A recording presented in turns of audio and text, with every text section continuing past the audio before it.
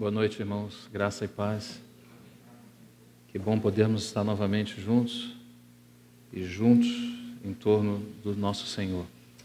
As nossas expectativas e os nossos olhos postos nele, em quem confiamos. Abram comigo, por favor, 1 Coríntios,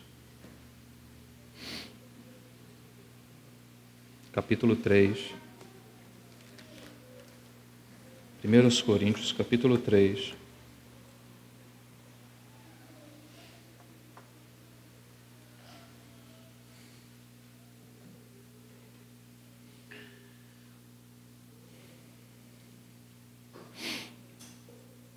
Versículo 9. Porque nós somos cooperadores de Deus, vós sois lavoura de Deus e edifício de Deus. Segundo a graça de Deus que me foi dada, pus eu, como sábio arquiteto, o fundamento, e outro edifica sobre ele. Mas veja como edifica sobre ele. Porque ninguém pode pôr outro fundamento, além do que está posto, o qual é Jesus Cristo.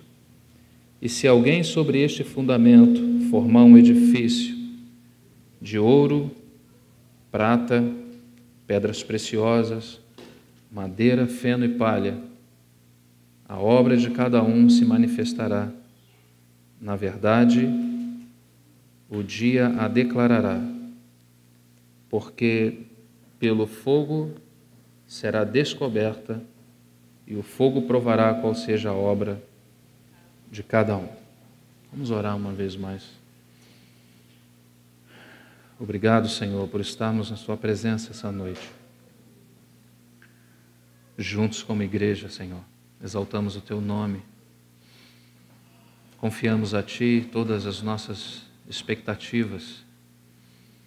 Encomendamos-nos a nós mesmos a palavra da Tua graça. Nós dependemos única e exclusivamente, Senhor, do ministério do Seu Santo Espírito, o qual está outorgado a capacitação, Senhor, de nos falar de uma forma como só o Senhor sabe falar. Nós dobramos o nosso coração, os nossos joelhos diante de Ti e pedimos que o Senhor uma vez mais fale a nós, fale aos nossos corações. Ajuda-nos, socorra-nos por Seu Espírito. Mais uma vez lembramos das Suas palavras quando disseste: sem mim nada podeis fazer.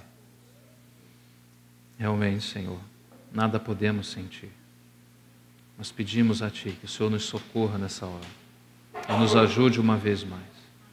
Nos encomendamos a Ti, em nome do Senhor Jesus, Pai. Amém. Esse texto que nós acabamos de ler, 1 Coríntios capítulo 3, foi o texto que nós iniciamos ontem, lançando uma espécie de base, de fundamento para aquilo que o Senhor tem repartido no nosso coração por esses poucos dias de comunhão que nós estamos tendo na Sua palavra. Falávamos aos irmãos ontem desses dois preciosos aspectos que acontecem na vida do crente. O primeiro aspecto, fundamento. O segundo aspecto, sobre edificação. Nós temos muita dificuldade quando nós não temos clareza acerca do nosso fundamento, por dois grandes motivos. Primeiro, é que esse fundamento é o fundamento que está relacionado às Escrituras. Esse é o Cristo de Deus, que é o mesmo Cristo das Escrituras, não é? E as características dele, como Deus, como Filho do homem, aquele que ressuscitou dos mortos, aquele que veio em carne, o Verbo encarnado, todos esses aspectos fazem parte do aspecto objetivo da doutrina de Cristo, que é o nosso fundamento. Esse é um fundamento diferenciado de todos os demais fundamentos, de todas as religiões e seitas encontradas no mundo. Esse mesmo homem que veio aqui, que empoeirou seus pés nessa terra, esse é o mesmo Deus eterno. E esse Deus eterno, né, como diz o capítulo 1 de João, quando diz que ele estava na eternidade com Deus, e ninguém poderia estar na eternidade com Deus se não fosse o próprio Deus, esse mesmo Deus eterno, o Verbo eterno, é também aquele que se fez carne e habitou entre nós. Ele não é uma espécie de unção, não é? Que habitou em Jesus naquele determinado momento, é uma heresia cristológica dos tempos do início da história da igreja, não é? Ele não é apenas uma unção recebida num corpo, mas ele é o Verbo de Deus encarnado, né? Que veio a esse mundo, né? Tomou a forma de servo, esvaziou-se, a palavra grega diz ekenosen, da sua kenose, o seu esvaziamento, veio até nós para fazer essa obra maravilhosa.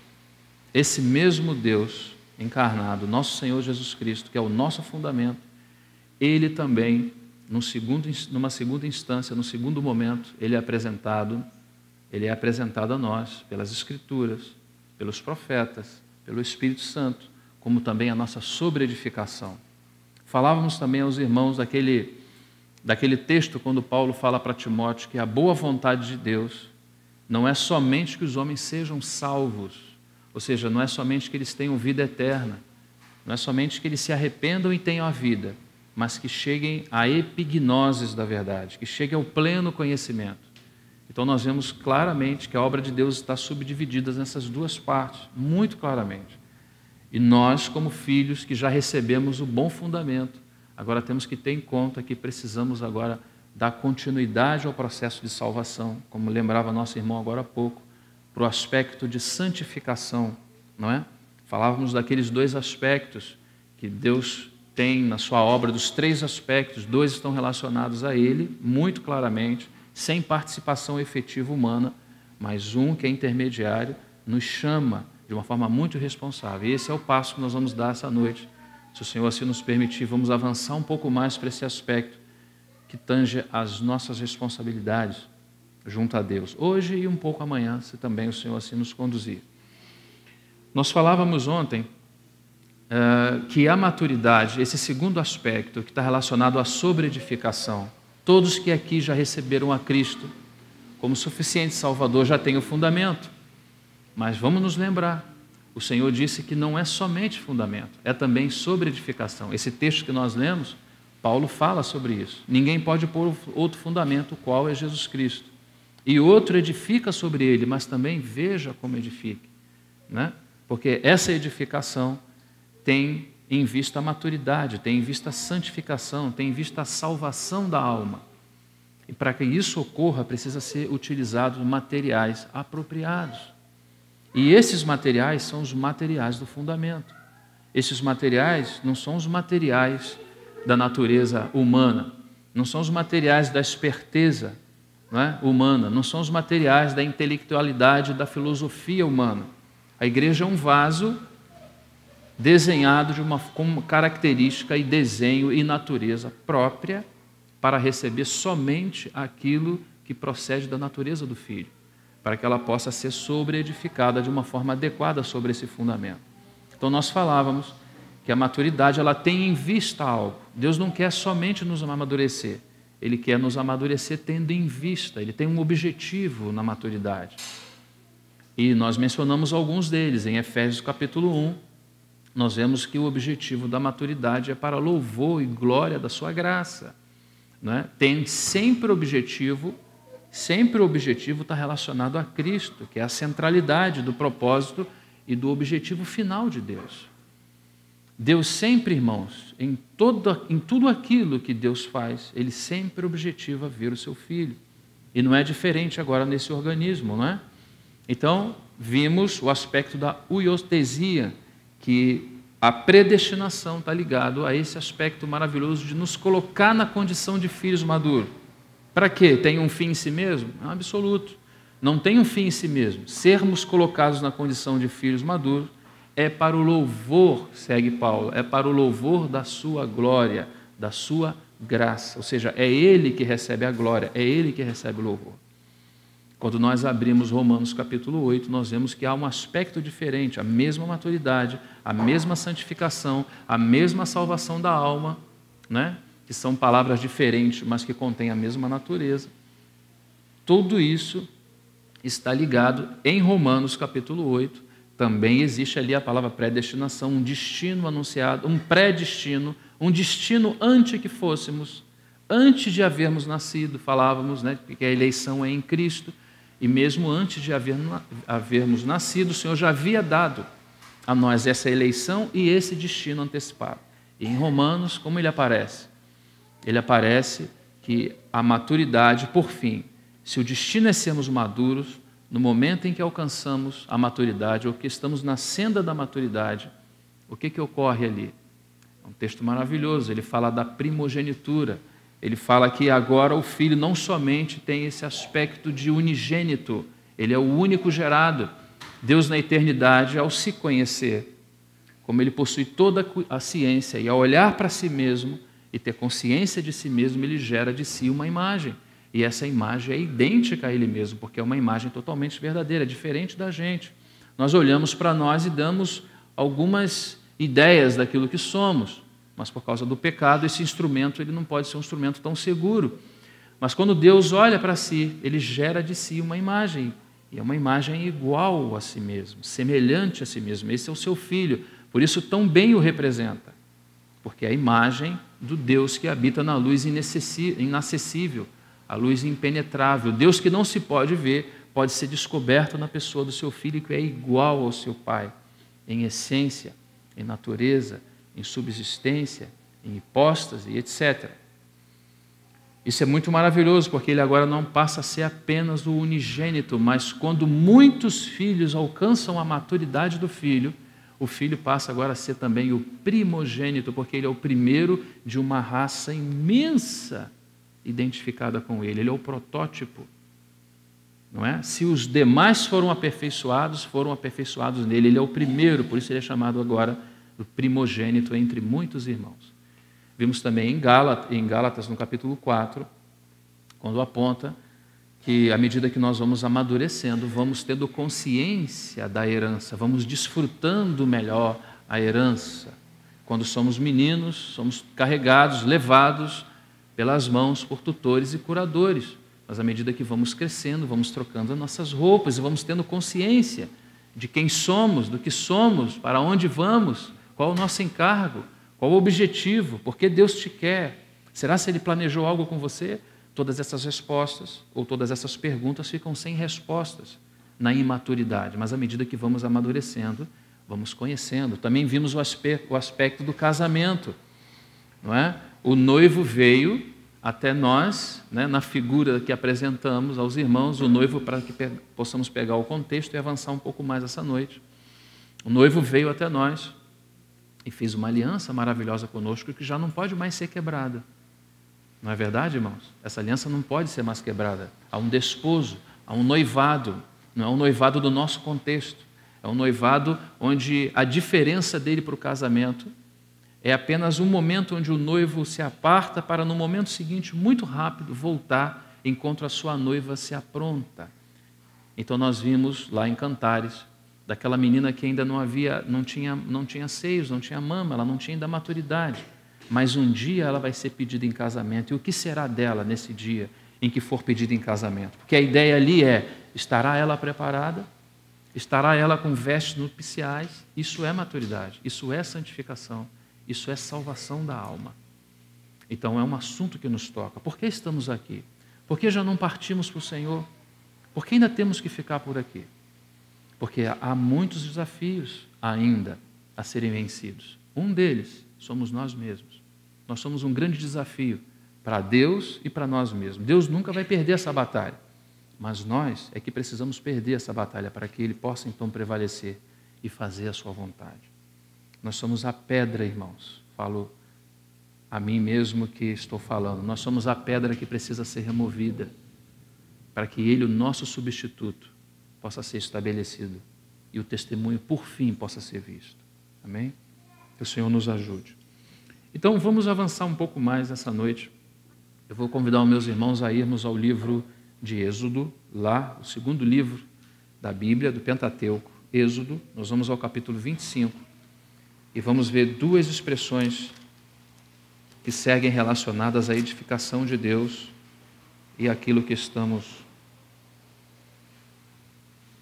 compartilhando. Êxodo 25, especificamente o versículo 8, para quem estiver anotando.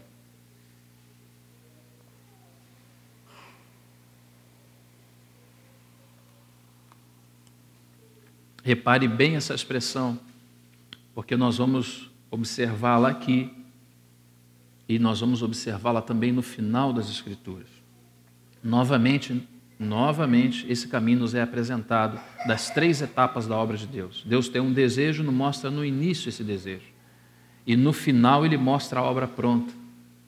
Né? No meio, ou seja, no aspecto intermediário, ele conta com a nossa participação responsável. A santificação, a maturidade, a salvação da alma depende do seu e do meu sim. Depende de dizermos ao Senhor: Senhor, eu realmente quero.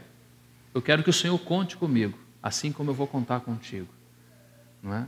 Eu não quero apenas ter vida eterna, eu quero ter salvação. Salvação, como dizia ontem, é mais amplo do que vida eterna. Vida eterna é você morar com Deus eternamente. Se você já tem a Cristo, essa já é uma realidade. Você já alcançou esse objetivo, vamos colocar assim. Mas Deus não alcançou o seu. Deus só tem o objetivo dele alcançado quando o homem é plenamente salvo. O pecado destruiu o espírito, alma e corpo. A redenção dá ao homem, em 3 oportunidades distintas, né? Aquilo que ele perdeu em Adão, dá a ele novamente. O que foi perdido em Adão é recuperado em Cristo. Então nós temos o espírito salvo, nossa alma vai sendo salva e o nosso corpo, né, para a vinda do Senhor, aguardamos a redenção do nosso corpo. Isso é muito maravilhoso. O versículo 8 diz aqui: e me farão um santuário e habitarei no meio deles. E me farão um santuário e habitarei no meio deles. Essa ideia de santuário aqui, na tipologia, não é uma ideia daqui, ela não nasce aqui. Ela, na verdade, ele está trazendo para nós com essas palavras, ainda em forma tipológica,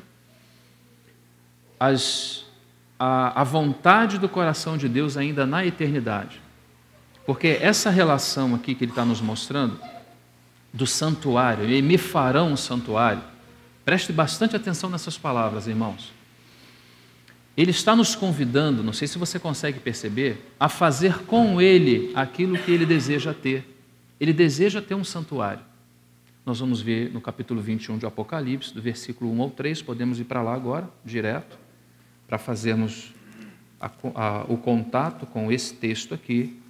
Preste atenção que você está apenas na tipologia, no capítulo 25 de Êxodo, e nós estamos indo agora para a revelação, que é o Apocalipse, lá no final, na coroação do trabalho de Deus.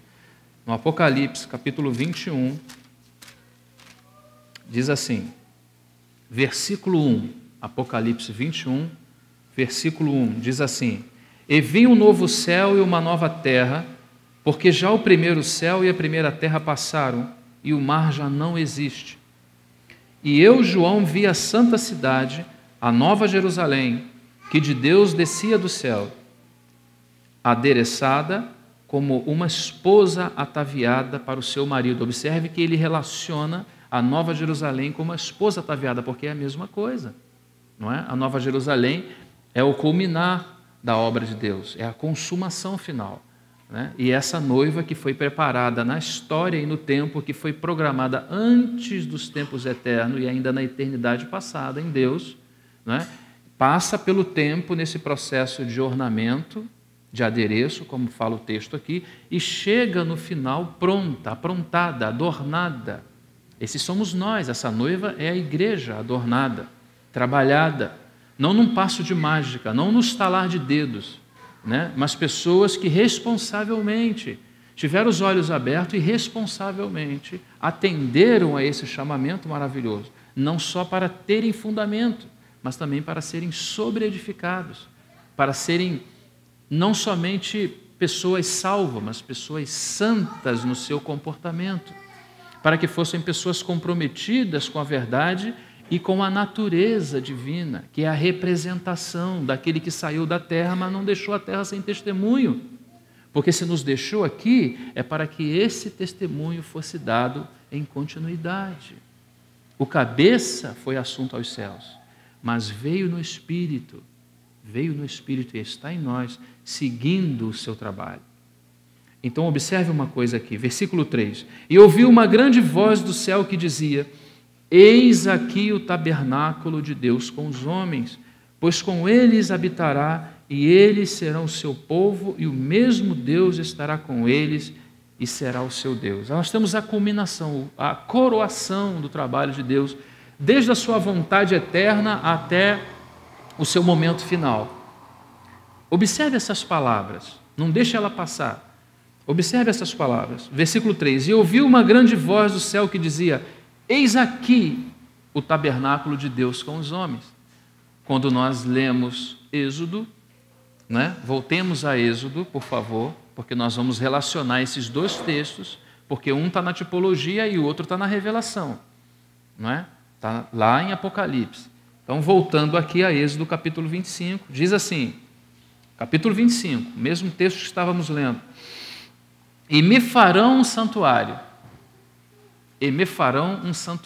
e habitarei no meio deles. Esse texto já nos mostra algumas realidades do coração de Deus, algumas vontades relacionadas ao seu povo.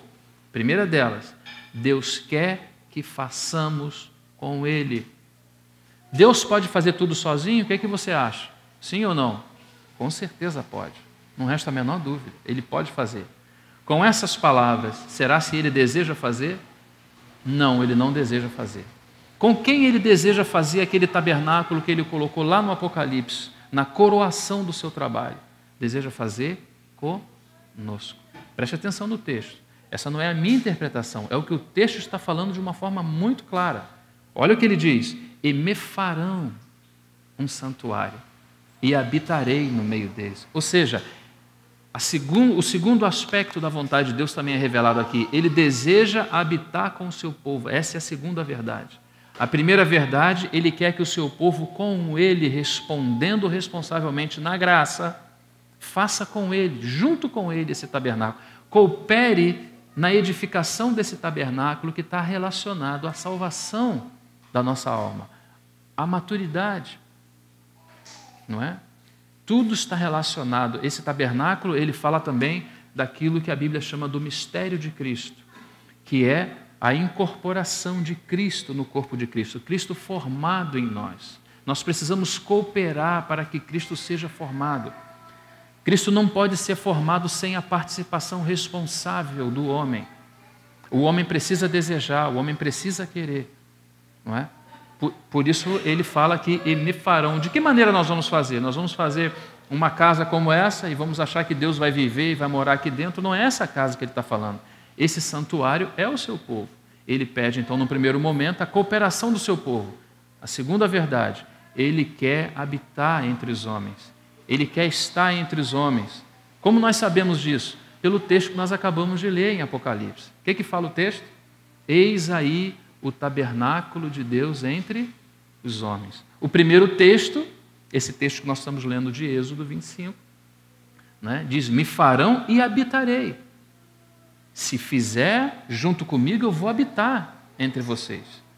E lá no final do trabalhar de Deus, você vê esse aspecto.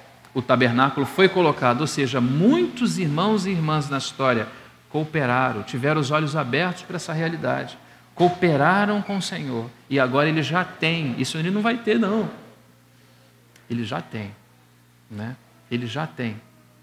Ele sabe que já tem. Por isso que ele mostra lá, assim como mostrou João a Nova Jerusalém, ainda antes, no início da história da igreja, ele já mostrou ela pronta. Porque isso não é utopia. Isso não são coisas relacionadas à nossa força humana. Isso é força na graça, não é? Isso é trabalhar com Deus na obra de Deus, com os olhos abertos, sabendo do nosso chamamento, sabendo daquilo que Ele quer, né? E correspondendo a Ele na graça dEle. Amém? Observe esses dois aspectos para a gente não perder de vista. Nós estamos falando da edificação de uma casa. O fundamento na nossa vida já foi lançado. Se todos aqui creram em Jesus Cristo, esse fundamento foi lançado na sua vida. Agora tem os aspectos da sobreedificação. Nós vamos falar um pouco hoje, num tempo curto que não nos permite avançar tanto, e amanhã vamos um pouquinho mais. Vamos falar, porque nós estamos falando de uma casa que Deus a idealizou nas antes dos tempos eternos, ela aparece na eternidade passada. É muito fácil você ver isso. Você abre as páginas do Novo Testamento, Efésios, de maneira especial, capítulo 3, quando fala do propósito de Deus, desde o versículo 10, quando ele chega no versículo 11, né? Paulo fala segundo, ele está falando do mistério de Cristo, da incorporação de Cristo no corpo de Cristo, dos judeus, dos gentios, que a parede de separação caiu. Ele está falando desse mistério, ele está falando dessa habitação, desse propósito eterno do coração dele. Esse é um propósito eterno, irmãos. Por isso que você observa que muitas vezes a igreja é distraída com coisas que não são eternas, não fazem parte do propósito eterno. A igreja se distrai com temas, a igreja se distrai com tanto, não vou enumerar e nem mencionar coisas, mas quantas coisas na história da igreja têm distraído a igreja. Mas o propósito de Deus é igual a Deus, ele não muda, ele não sofre mutação nem variação. Deus persegue o seu propósito desde o início até o final. Ele nasce no coração de Deus na eternidade e por isso há criação. Ele quer repartir, ele quer descer, ele quer viver com os homens. Por isso os homens foram criados. E por isso os homens são perdidos quando não encontram esse objetivo. Ser perdido eternamente é porque deixou-se a compreensão, não é? Ou negou-se a compreensão de que Deus criou a humanidade porque quis estabelecer a vida dele com os homens. Isso é muito maravilhoso. O que nós estamos passando aqui é um reflexo muito pálido do que vamos viver por toda uma eternidade. Nós temos uma eternidade. Você sabe o que é isso? Já parou para pensar o que é uma eternidade? Isso nunca terá fim, irmãos. Nós estamos passando uma pequena prova aqui, muito rápida, preparados para essa maturidade, a fim de que estejamos com Ele, né, amadurecidos para a eternidade futura. Esse é um propósito da eternidade passada que culmina no tempo e entra às portas da eternidade futura para toda a eternidade viver Deus e o seu povo. Se Deus vai precisar habitar entre nós, a primeira coisa que nós temos que ter em conta, daquilo que Ele faz conosco, muito claramente, é estabelecer o seu tabernáculo. Quando nós falamos do tabernáculo, a primeira coisa que nós entendemos é que esse tabernáculo, sim, de uma forma subsidiária ou secundária na revelação, ele é Cristo e a igreja. Mas na sua forma mais essencial, esse tabernáculo ainda não é Cristo e a igreja. Esse tabernáculo é o próprio Cristo. É Ele o lugar de habitação de Deus. Por isso que Paulo aos Colossenses, no capítulo 2, me parece capítulo 2, versículo 9, ele diz que nele, em Cristo, habita toda a plenitude da divindade. Preste bem atenção nisso. Nós mencionamos um primeiro versículo no capítulo 25 de Êxodo que diz o Senhor para nós que Ele quer que cooperemos com Ele para que um tabernáculo seja colocado na terra. E no Apocalipse nós vemos que o Senhor fez isso, colocou esse tabernáculo na terra. Então Ele mostra na tipologia e mostra na revelação, aconteceu. Só que no tempo, como nós estamos presos a espaço e tempo, isso vai ao decorrer do da nossa caminhada aqui. Não somente nossa, mas de muitos irmãos que já partiram e outros que ainda vão entrar, que vão ser enfileirados ainda. Então, não perca esses dois aspectos de vista, porque é muito importante para nós. Agora, nós vamos entender que Deus está nos chamando para isso e vamos cooperar, buscar, com a ajuda dele, cooperar nesse processo para que, por fim, esse tabernáculo seja colocado de uma forma prática no Apocalipse. Não é? A primeira coisa que Deus vai fazer, irmãos, é nos revelar quem é a casa dele. A casa dele, essencialmente, não somos nós. A casa dele é o seu próprio Filho. É o seu próprio Filho lugar de habitação. Sabe quando nós chegamos a ser a casa de Deus? Quando Cristo vem habitar em nós. Porque é Ele a casa. Se Ele é a casa e Ele vem habitar em nós, agora fica muito claro para nós que nós somos a casa, mas é porque Ele é o lugar de habitação de Deus. Nós temos muitos textos do Novo Testamento que falam disso. Eu preciso mencionar os textos, pelo menos 2, para que não fique somente nas minhas palavras. Vou primeiro mencionar a experiência de Jacó. Vocês lembram no capítulo 28 de Gênesis, a partir do versículo 10, me parece, Jacó tem uma experiência, vocês lembram? Acho que seria bom que pudéssemos ir até lá, não é? Gênesis, nós estamos próximos aqui Gênesis capítulo 28. Acompanhe comigo, por favor.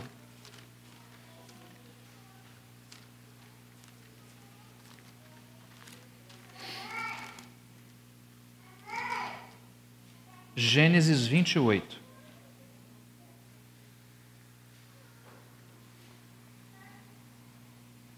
Versículo 10 diz assim: Partiu, pois, Jacó de Berseba e foi a Harã, e chegou a um lugar onde passou a noite, porque já o sol era posto, e tomou uma das pedras daquele lugar e a pôs por sua cabeceira, e deitou-se naquele lugar. E sonhou, e eis que era posta na terra uma escada cujo topo tocava os céus. Preste atenção nessa escada.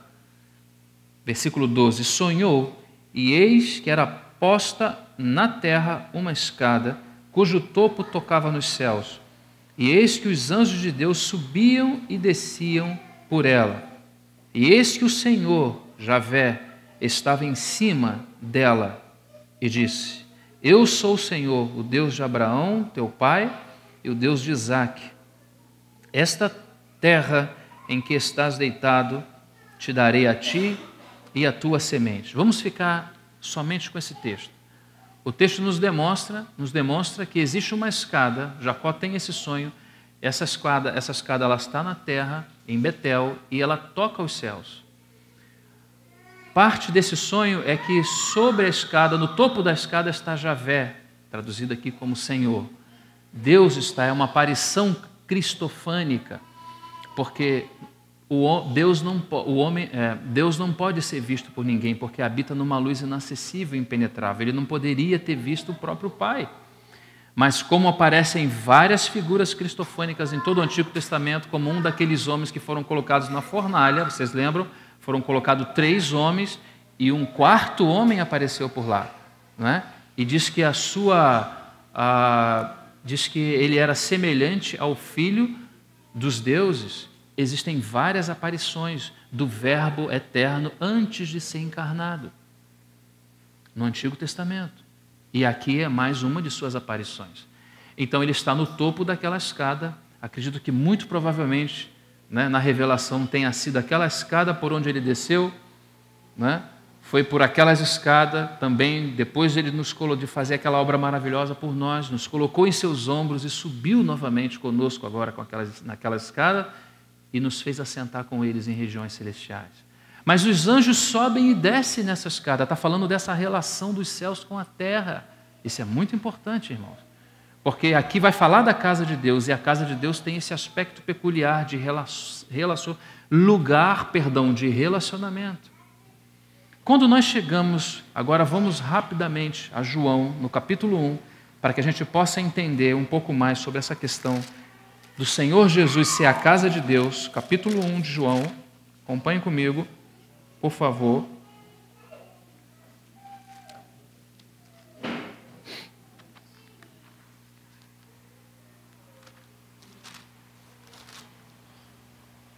Chegamos aí? João 1, naquela experiência, estou fazendo aqui uma espécie de colcha de retalho, mas os meus irmãos estão seguindo, depois vocês podem pegar os textos com mais cuidado e debulhar isso melhor. Por causa do nosso tempo, vou passando rapidamente nesses textos. A experiência de Natanael, vocês lembram bem dessa experiência. Então vamos direto ao texto. Quando ele diz, versículo 48, disse-lhe Natanael: de onde me conheces tu? Capítulo 1, versículo 48. Jesus respondeu e disse-lhe: antes que Filipe te chamasse, te vi eu estando tu debaixo da figueira. Natanael respondeu e disse: Rabi, tu és o Filho de Deus, tu és o Rei de Israel. Jesus respondendo disse-lhe: porque te disse, vi-te debaixo da figueira, crês? Coisas maiores do que estas verás. Quais são as coisas? E aí ele vai dizer, 51, e disse-lhe: na verdade vos digo que daqui em diante vereis o céu aberto e os anjos de Deus subirem e descerem sobre Betel na experiência do sonho de Jacó, aqui sobre o Filho do Homem. Betel é a casa de Deus, não é? Lá a escada tocava o chão no lugar de Betel, lugar da casa de Deus. Aqui não toca o chão. Aqui os anjos sobem e descem sobre o Filho do homem. O que isso nos indica? Que é Ele a Betel verdadeira, essencial, primordial. Por vir habitar em nós, nós agora também nos tornamos a sua casa. Mas o lugar de habitação de Deus, irmãos, é o seu próprio Filho. E muitas outras, aqui mesmo em João você vai ver, se você quiser anotar, eu não vou ler com você, mas no capítulo 2, de 13 a 21, né, as experiências do templo, quando ele manda sair os compradores, os vendedores, os negociantes do templo, não farão da casa do meu pai o que? Casa de negócio, porque essa casa, no Antigo Testamento, não é? Ela estava relacionada a ele. Ainda que havia já algumas mãos de Herodes, aí ela já não tinha o mesmo padrão da casa do Antigo Testamento, mas ela está falando dele. Ele é a casa de Deus. Fica claro para nós? Temos outros textos, mas acredito que esses podem ser suficientes para entendermos que ele, o Filho, é a casa. Se ele é a casa e Deus deseja ter uma casa, Deus não vai ser incoerente de estabelecer duas casas. Qual é a forma que o Senhor encontra para estabelecer a sua casa ou o seu tabernáculo entre os homens? Qual é a forma que ele encontra? Estabelecendo quem? O seu filho. Quem é a sua casa? Não é o seu filho? Se ele quer uma casa entre os homens, o que ele vai colocar entre os homens? Alguma coisa? Ele vai pedir aos homens alguma coisa? Ele vai dar uma série de mandamentos para os homens fazerem uma casa para ele? Ele não precisa disso. Uma vez Davi, por ser rei e ter tantos benefícios, ele quis fazer uma casa para Deus. Em Atos dos Apóstolos, nós vemos que as medidas de Deus não cabem dentro das casas humanas, não é possível fazer. Não é? O céu é o meu trono e a terra é o estrado dos meus pés. Que casa me edificareis vós? Não é possível fazer casa para Deus. Roger, não é incoerente o que você está falando? Até agora você disse que Deus busca cooperadores para fazer essa casa. E agora você diz que não é possível fazer? Claro, não é possível fazer uma casa naturalmente, mas é possível cooperar para que Cristo seja formado em nós. É possível cooperar para que a casa de Deus seja vista entre os homens, nos homens e entre os homens. Essa casa é o próprio Senhor. Uma vez que começa a ser formado em nós, então agora nós temos a casa de Deus. No Apocalipse aparece: eis o tabernáculo de Deus entre os homens. Por falar nessa casa, nós vamos observar que uma casa, ela tem algumas estruturas, e eu gostaria de falar isso. Falar um pouquinho hoje sobre as estruturas dessa casa, depois do fundamento. Vamos falar um pouco sobre as colunas dela e a importância dessas colunas serem lavradas em nós. Porque essas colunas, elas falam intimamente desse aspecto, do colaborar do homem na obra de Deus. Na verdade, é Deus quem faz a casa dele em nós. Nós apenas concordamos, nós apenas dizemos sim, nós dizemos: Senhor, eu quero. Não entendo, não consigo, não sou capaz. Ele também nunca disse que nós somos. Existe uma diferença, irmãos, entre responsabilidade e capacidade. Essas coisas não podem ser emboladas, não podem ser misturadas. Nós recebemos uma responsabilidade por aquilo que começamos a enxergar. À medida que a palavra chega aos seus ouvidos, você se torna responsável por aquilo que você está ouvindo. Mas o Senhor nunca disse que você era capaz pelo que você está ouvindo. Ele diz que você se tornou responsável. Responsável você se tornou, eu me tornei. Não é? Se o Senhor nos fala algo, se nós podemos entender, nós nos tornamos responsáveis. Mas não capazes, porque a capacidade não vem de nós, ela vem do Senhor. Por isso que nessa casa que nós cooperamos na sua edificação com Deus, a responsabilidade é nossa, porque nós o ouvimos, mas a capacidade vem dele. Por isso que uma das colunas lavradas nessa casa, uma das principais colunas que precisa ser lavrada nessa casa, nesse aspecto de maturação ou de maturidade da Igreja de Deus, é a coluna do mistério do Evangelho. O Evangelho precisa ser exposto aos nossos ouvidos, porque somente ouvindo o Evangelho, que fala da pessoa, da obra e dos ensinamentos do nosso Senhor, no qual essa casa, na qual estamos sendo edificados, é na medida que ouvimos é que compreendemos e sabemos com que contar nesse processo de edificação. Até agora, nós estamos apenas falando de que Deus tem um propósito. Vamos descer um pouquinho as escadas agora e vamos chegar nesse importante momento onde nós começamos a cooperar de uma forma efetiva com Deus, ou pelo menos ter consciência. E quem sabe podemos orar: Senhor, me ajude, quero cooperar contigo. Eu quero que chegue no Apocalipse, aquela palavra que aparece no Apocalipse: eis o tabernáculo de Deus entre os homens. Nós aqui nessa sala precisamos estar incluídos lá. Precisamos estar lá incluídos. E não pode ficar na nossa cabeça que aquilo é para os gigantes espirituais. Deus não faz classismo, Deus chama todo Israel, mas só toma a oferta, ou seja, aquilo que Israel dá para a construção do tabernáculo, do homem cujo coração se move voluntariamente. Se o teu coração, se o meu coração é voluntário, Deus vai querer realmente demandar das nossas mãos essa oferta. Se você quer cooperar com Deus para que Ele tenha esse tabernáculo, se você acha que Ele merece isso, e você deseja cooperar, Ele vai te dar todas as formas, vamos colocar assim, as formas do Espírito, não é? Para que a gente possa cooperar nesse processo de maturação, de edificação, para que Ele, por fim, possa receber a glória. Amém? Se o Senhor deseja estabelecer esse tabernáculo em nós, que é o seu Filho, que é a sua morada, que é a sua casa, nós vamos observar que nas Escrituras o Senhor vem vindo numa sequência, desde a Trindade, na eternidade passada, em direção a nós, porque se Ele é o tabernáculo que precisa ser estabelecido em nós, para que Deus tenha o tabernáculo entre os homens, então Ele precisa chegar até nós, não é? E foi isso que Ele fez. Miqueias, no capítulo 5, o profeta fala das suas saídas, que as suas saídas, referindo a Javé, são desde os dias da eternidade. Falando das suas saídas, e a Bíblia demonstra essas saídas, quando mostra, por exemplo, o Verbo eterno ainda com Deus na eternidade. Mas mostra também o Verbo eterno como o propósito de Deus em fazer todas as coisas. Então o Verbo está na Trindade, mas também está no propósito. Mas não somente no propósito, também na criação, porque é por meio dele, como sugere o texto de Gênesis no capítulo 1, que é no cabeça, né? Diz lá na nossa tradução mais comum, diz que no princípio criou Deus os céus e a terra. E a palavra hebraica dá amplo espaço, né, para se traduzir de uma forma alternativa, que seria: no cabeça criou Deus todas as coisas. Porque é Rosh, a palavra que aparece lá.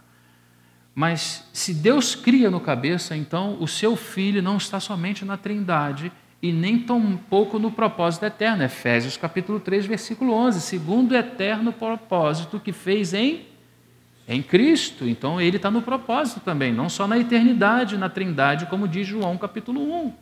Ele está na eternidade na Trindade, João capítulo 1, versículo 1, mas ele também está no propósito, Efésios capítulo 3, versículo 11. Não somente no propósito, também ele estava na criação, no sentido de que ele estava com Deus criando, e não somente criando, ele é o protótipo, tudo Deus cria a partir dele. Por isso que diz que nele foram criadas o quê? Todas as coisas. Não está dizendo que foi ele que criou, está dizendo que nele foram criadas. É como uma espécie, tem uns irmãos que trabalham com moldes aqui, os irmãos vão entender isso. Você faz um molde para você produzir aquilo que você quer. Toda a criação do universo, seja a parte visível e invisível, foi criado nesse chamado molde de Deus, Cristo. Nele foram criadas todas as coisas. Todas as coisas também subsistem nele, porque ninguém respira se ele não comunicar a vida. Todos nós somos contingentes, nós dependemos de. Você não respira porque você inspira, não é por isso. Alguém está te comunicando vida. Se o teu rim parar agora, se o meu coração parar, não dá tempo nem de chegar ao médico. Quem está te comunicando vida é aquele que por meio dele subsiste todas as coisas. Cristo. Mas ele também aparece antes da tipologia, nas suas vindas até nós. Ele está saindo dos dias da eternidade, está vindo em nossa direção. Ele não aparece somente na criação, mas ele começa a aparecer ainda na teologia, chamada tecnicamente da teologia natural, porque você olha aspectos ainda no Gênesis como a árvore da vida. É a proposta de Deus para Adão e sua mulher. Tomar vida ou comer da vida, né, em forma de alimento. Ele precisava escolher a vida. Entre a morte e a vida, ele precisava escolher a vida. Então aí no centro do jardim existe uma árvore que representa um homem que ainda não foi encarnado. Não é? E que árvore é aquela? É a árvore da vida. Então aí está a figura dele, que depois vai aparecer novamente no Apocalipse. Mas não somente isso. Nos dias do Antigo e nas páginas do Antigo Testamento aparecem muitas das suas aparições teofânicas ou cristofânicas, as aparições do Verbo antes da sua encarnação. Por muitas vezes ele apareceu no Antigo Testamento. Ele estava na eternidade e já está nas páginas do Antigo Testamento, vindo em direção a nós, porque ele tem um trabalho maravilhoso para fazer. Ele vai nos tomar nos ombros, ele vai subir aquelas escadas, ele vai nos assentar em lugares celestiais, ele vai seguir o seu trabalho conosco, ele vai nos amadurecer, ele quer estabelecer um tabernáculo no final do negócio. E esse tabernáculo é a formação dele em nós.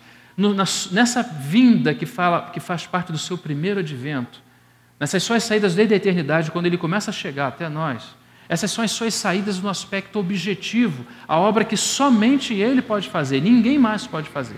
É ele quem está vindo. Mas, irmãos, o tempo não vai nos permitir vaguear por toda essa corrida do Senhor até nós. Vamos avançar, porque existe um aspecto subjetivo.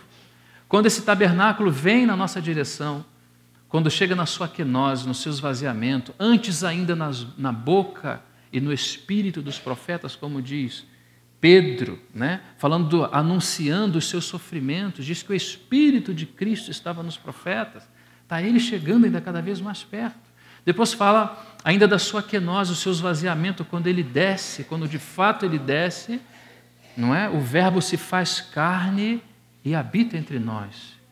E para o nosso desespero e espanto, esse Verbo que se fez carne, a palavra grega não é habitou, senão tabernaculou-se entre nós. Esse é o capítulo 1, do versículo 18 de João. Ele não só se fez carne, ele tabernaculou, chegou a nós. Você observou? Desde os dias da eternidade, chegou a nós. Quando ele chega a nós, nesse momento que ele chega até nós, um segundo trabalho agora vai precisar ser feito. E esse é maravilhoso também. Esse trabalho é o trabalho subjetivo. Essa vinda dele até nós foi sozinho. Ele veio até nós, chegou até nós, pagou todo o preço possível. E essa redenção que para ele custou tão cara, para nós agora, não pode ser barateada. Nosso coração precisa queimar para que a obra e o trabalho dele tenha prosseguimento. Porque quando ele ascendeu daqui, quando ele saiu daqui, ele enviou o Espírito juntamente com seu Pai. Quando o Espírito chegou até nós, irmãos, começou agora não só o fundamento ser lançado na vida daqueles que creem, mas esse processo de sobreedificação dá prosseguimento. Por isso que Paulo, no capítulo 3, ele se encontra de joelhos. A partir do versículo 14, ele pede a Deus de joelho para que os irmãos fossem fortalecidos no homem interior, porque Cristo agora já não é um assunto da eternidade passada. Cristo é um assunto presente, é um tabernáculo colocado já na sua forma objetiva entre nós. A forma subjetiva é que agora nós temos que cooperar, porque ele veio habitar no nosso espírito e agora precisa ser formado na nossa alma. E agora existe um chamamento para que essa formação da nossa alma aconteça de fato. Não é somente Cristo vindo da eternidade habitando no nosso espírito, mas agora, uma vez que habita no nosso espírito e com o socorro do Espírito Santo, ele possa ser formado não apenas no nosso espírito, mas agora possa ser formado na nossa alma, possa nos trazer a santificação, possa nos trazer a maturidade, possa nos trazer a vida de união, possa nos trazer a decisão de viver com Ele. Tudo isso está relacionado a esse aspecto da vida da alma, da vida de maturidade. Irmãos, o assunto é muito mais rico do que nós imaginamos. Por isso que o caminho da santificação, o caminho da maturidade é um caminho que a gente precisa percorrer de uma forma inteligível. Nós precisamos entender o que o Senhor está fazendo conosco. Quando não entendemos, achamos que o Espírito Santo é para isso, achamos que o Espírito Santo é para aquilo, para me dar aquilo, para aquilo, e só não entendemos que o que está acontecendo conosco agora é que o aspecto objetivo da obra de Deus tomou um formato subjetivo. Cristo veio e já agora habita no nosso espírito. Agora, com a ajuda do Espírito Santo, Cristo vai habitar na nossa alma. O tabernáculo está sendo colocado entre nós. Você duvida disso? Se você segue a leitura de Efésios capítulo 3, é exatamente isso que você vai encontrar. Primeiro, o fortalecimento no homem interior, não é? Para que Cristo habite pela fé no vosso coração, diz Paulo. E a teologia de Paulo é estranha aos nossos ouvidos, porque nós achávamos que Cristo já habitasse no nosso coração, mas Cristo não habita ainda no coração daqueles que não foram trabalhados nessa esfera da alma humana. Cristo habita no meu espírito, mas eu tenho a minha vontade e vou para onde eu quero. Cristo habita no meu espírito, mas os meus sentimentos eu uso da minha forma. Cristo habita no meu espírito, mas a minha mente, a minha razão, a minha vontade, as minhas emoções não estão em conformidade com esse Cristo. Por isso que o trabalho efetivo agora do Espírito é formar esse Cristo na nossa alma, o mesmo Cristo que habita no Espírito. É como um vaso que você vai enchendo, até que ele transborde. Por isso que o primeiro aspecto do trabalhar de Deus está relacionado ao nosso espírito, fortalecer o homem interior, onde Cristo habita, para que à medida que a gente vai sendo fortalecido no espírito, ele comece a entrar nas áreas escusas da nossa alma. Quantos de nós precisamos de salvação, irmãos? Deus não é glorificado se a nossa alma não é salva. Deus não é glorificado se nós não chegamos à maturidade, se nós sequer trilhamos o caminho dela. Porque podemos não ser maduros hoje, mas se estamos no caminho da maturidade, o Senhor já pode obter algum ganho. Porque a todo momento Ele pode nos ganhar alguma coisa. E onde Ele nos ganha, Ele pode estabelecer testemunho, porque o reino é isso. O reino é o lugar da habitação de Deus. O reino é o lugar onde Cristo está. Se você ainda é imaturo, se num determinado momento da sua senda espiritual, que diz que o justo é como a luz da aurora, que vai crescendo até ser dia perfeito. Parece que o sol não vai sair, mas vai sair. E sai mesmo, não é? Até ser dia perfeito. Então, se nós estamos nessa senda, à medida que Cristo ganhe um pouquinho de você e de mim, esse pouquinho chama-se reino. É a realidade espiritual que Deus tem em nós. Não é aquilo que eu falo, não. É aquilo que tem efetividade na minha vida. Como a igreja desse tempo está precisando disso, verdade, irmão? Tanta coisa nós conseguimos nos esbarrar, com tanta coisa nós conseguimos ver, menos essa formação maravilhosa do Cristo de Deus, que veio desde os dias da eternidade, com um propósito definido no seu coração, de fazer uma obra maravilhosa. Fez o que tinha que fazer. E agora, não quer só o nosso espírito, ganha o nosso coração. E ao ganhar o nosso coração, Paulo segue na sua explicação. Sabe o que Paulo fala? Para que possais, fundados em amor, ele passa por esse texto, para que possais compreender com. Que dificuldade, irmãos? A ideia de compreender com todos os santos, primeiro precisa ter Cristo no espírito, fortalecimento no homem interior, vida de união com Cristo, para que o coração seja ganho, a fim de que fundados e arraigados em amor, etc., podeis compreender com todos os santos, porque esse Cristo, eu falava para os irmãos ontem, no capítulo 4 de Gálatas, é um Cristo muito rico. Eu falava para os irmãos da herança que nós recebemos, que é Cristo. Ele não está repartido somente em mim, ele está repartido no corpo de Cristo. Sabe quem é rico? Você individualmente, mas muito mais o corpo, porque você tem uma porção de Cristo, não é? E no corpo está o próprio Cristo. Então nós tendo essa esfera da alma ganha, agora começa a acontecer o quê? começamos a compreender com todos os santos as medidas dessa casa. Não vamos entrar nos detalhes de aprender como, mas você já está percebendo que há uma necessidade extrema da formação de Cristo para que todas essas demais coisas possam acontecer na nossa vida. Não são por mágica, são por processos. E nós precisamos compreender então esses processos. Nessa casa, irmãos, nessa casa, nós temos 7 principais colunas. Depois nós vemos paredes colocadas nessa casa. Mas devido ao nosso tempo, nós vamos ficar por aqui hoje. Amanhã, com um novo tempo, se o Senhor nos permitir, a gente avança um pouco mais. Amém? Vamos ruminar essa pequena palavra hoje, vamos receber essa pequena palavra e depois amanhã, se o Senhor nos permitir, vamos falar do evento mais importante, da nossa participação prática no assunto de, com Deus, erguermos esse tabernáculo para Ele. As colunas da casa, vou adiantar aos irmãos, se o Senhor nos permitir, vamos tocar nas 7 principais colunas que são lavradas na igreja desse tabernáculo que Cristo está estendendo, essa grande tenda que está sendo estendida na terra. Se o Senhor ainda nos der tempo, vamos falar das paredes que falam da cooperação prática de cada um dos irmãos e das irmãs para que esse tabernáculo, por fim, seja estendido. São questões muito práticas que podem nos ajudar, relacionadas principalmente ao serviço cristão. Amém? Vamos agradecer ao Senhor, vamos ficar por aqui. Vamos ficar de pé, irmãos, para descansar as nossas pernas e vamos orar. Senhor, te agradecemos por esse pequeno tempo que o Senhor nos concede essa noite, de podermos louvar o Teu nome, bendizer a Sua santa pessoa, cantar louvores a Ti. Tu és merecedor de toda a honra e de toda a glória. Nós rendemos ações de graças a Ti nessa noite, por tudo que o Senhor nos proporcionou nesse tempo.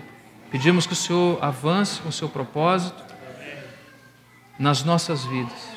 E essa palavra muito em especial que estamos compartilhando, da Tua palavra, possa ganhar os olhos do nosso entendimento.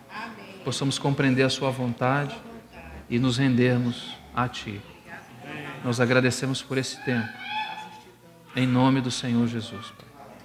Amém. Obrigado, irmãos.